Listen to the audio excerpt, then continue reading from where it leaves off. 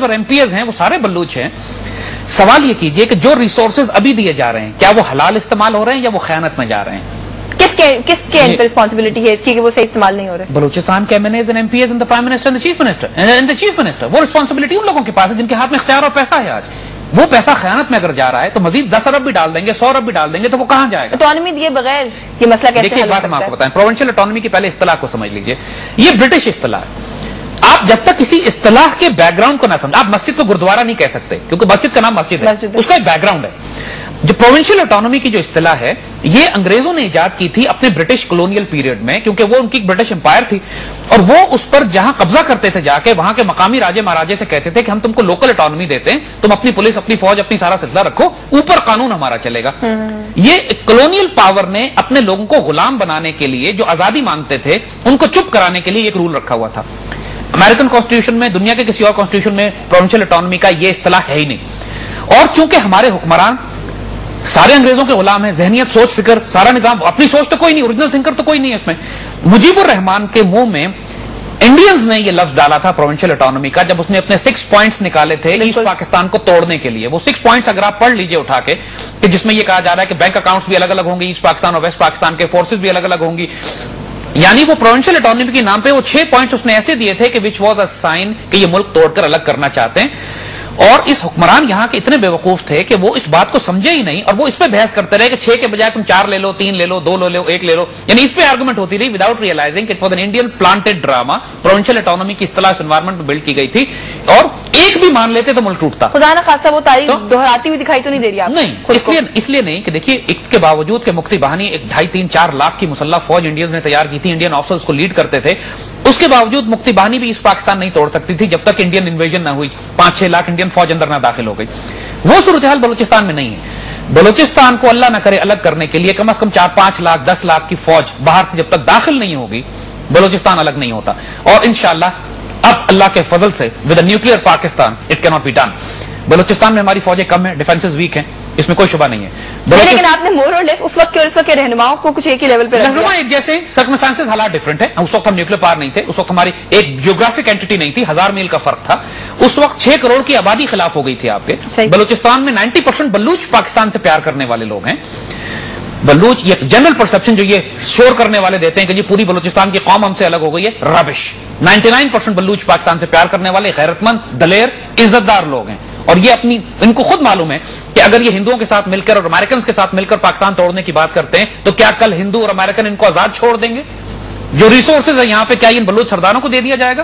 क्या सरदार जो बलूचिस्तान के जो आज आजादी की बात कर रहे हैं क्या इन्होंने अपनी कौम के साथ हलाल काम किए? इन्होंने अपनी कौम को इज्जत दी है, तालीम दी है, उसको रिस्पेक्ट दी है?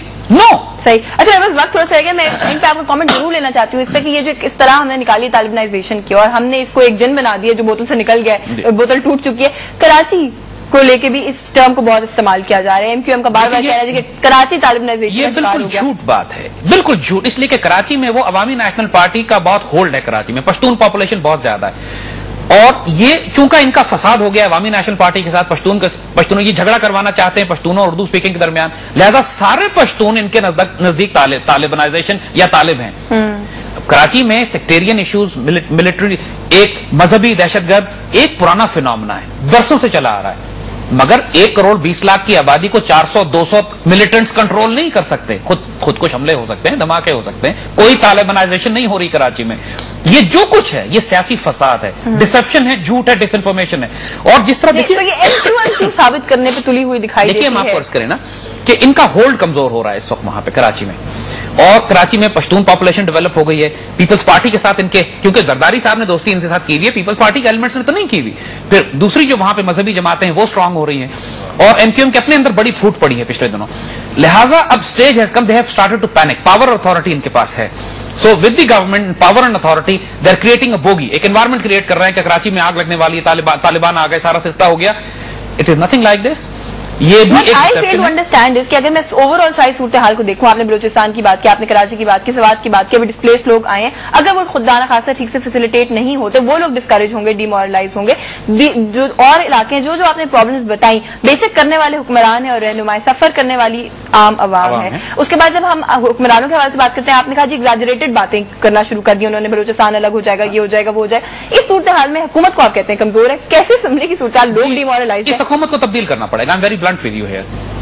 یہ حکومت ڈیلیور نہیں کر رہی اس وقت. نیشنل کنسنسس کہ مڈ ٹرم الیکشن ہونے چاہیے دوبارہ. نہیں, مڈ ٹرم الیکشن سے بھی ریزالو نہیں ہوگا اس وقت. تو آئی وڈ اسٹرانگلی فیل کہ ہمیں ایک اسٹرانگ کیئر ٹیکر گورنمنٹ کی ضرورت ہے جو کہ الیکٹڈ نہیں ہو, سلیکٹڈ لوگ ہوں. Get the finest of the finest Pakistanis, 20-25 Pakistanis پوری دنیا کے جو بیسٹ پاسبل ہے. معین قریشی ٹائپ نہیں چاہیے ہمیں جو پلانٹڈ لوگ ہیں باہر سے. دیکھیے جب کیئر ٹیکر گورنمنٹ ہمارے ملک پہ مسلط باہر سے امریکہ کی طرف سے کی جا سکتی ہے تو قوم اپنی پسند کی کیئر ٹیکر گورنمنٹ جو اس پورے سسٹم کو درست کر دے. دیکھیے قوم پسند کرے گی تو وہ پھر الیکشن ہی ہوا.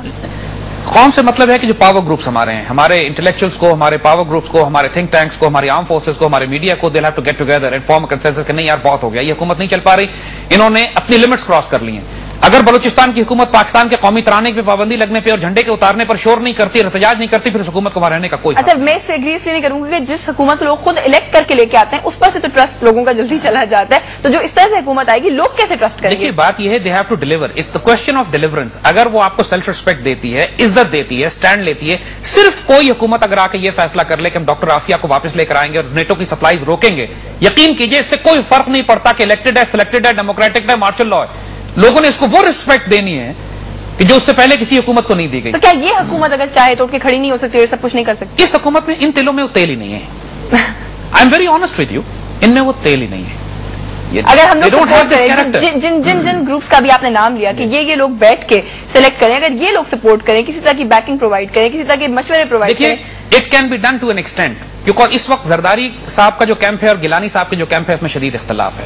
With in the government there is conflict. Gilani صاحب از بہیونگ ویری ویل, انہوں نے فوج آج کل کچھ کم نہیں دکھائی دیتا, زرداری صاحب کچھ خاموش دکھائی دیتے ہیں. وہ اس لیے خاموش, وہ انڈر بیک گراؤنڈ میں اپنے کام کرتے رہتے ہیں, خاموش کبھی بھی نہیں بیٹھتے. وہ ابھی ماشاءاللہ جب ملک میں اتنی بڑی جنگ لڑی جا رہی تھی تو وہ بیرون ملک دورے کر رہے تھے. اللہ میرا پوائنٹ یہاں پر یہ کہ وہ دورے کر بھی رہے تھے تو جو ملک میں تھے وہ کیا کر رہے تھے؟ کون سے وزیر اعظم صاحب چلے گئے دورے پہ؟ پرائم منسٹر نے جو اچھا کام کیا ہے, the only good thing I feel which he has done lately is that they have taken the responsibility for Swat operations.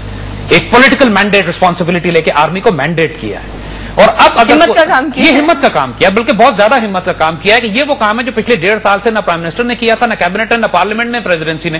یہ فوج کو پرے کر کے بیٹھ گئے تھے. یہی تو پوائنٹ ہے جس میں لوگوں کو تشویش ہوتی ہے کہ وزیر اعظم اتنے بہادر کیسے ہو گئے, کہیں جس میں کوئی امریکن ایلیمنٹ انوالو نہیں ہے. یعنی امریکن ایلیمنٹ وہاں شامل ہوگا کہ جب سوات کے ساتھ ساتھ آپ وزیرستان میں آپریشن شروع کر دیں گے بہت بڑا, اور وہ ایک اسٹریٹجک غلطی ہوگی. ابھی نہیں کرنا ہم نے, پہلے اس کو وائنڈ اپ کر کے سنبھال لیجیے اینڈ دین گو فار, ورنہ آپ اپنے آپ کو ہم اتنا اسٹریچ کر جائیں گے اور مزید ریفیوجیز اور مزید وار, مزید کیجولٹیز اور مزید شہادتیں اپنے سولجرز اور آفیسرز کی ہمارے لیے پرابلم ہو جائے گی. پشاور بالکل آرمی کیا اسٹریچ ہو جائے گی, سویلین گورنمنٹ نے جس نے سنبھالنے ڈسپلیسمنٹ وہ, اور جو اس وقت پرفارمنس ہے ان کی, اس کو اگر آپ سامنے رکھیں تو مزید کرائسس ہم افورڈ نہیں کر سکتے. صحیح میں بس وقت بالکل ختم ہو گیا. بہت سارے سوال میرے ذہن میں رہ گئے, لیکن بہت شکریہ تشریف لانے کا, وقت دینے کا. Pleasure to have you. جناب یہ تھے میرے ساتھ زید حامد صاحب, اور ہم نے موجودہ صورتحال پہ تفصیل سے بات کی. پروگرام کا وقت جو ختم ہو چکا ہے, یشفین صفی کو اجازت دیجیے. I see you same time on Monday. Have a nice day.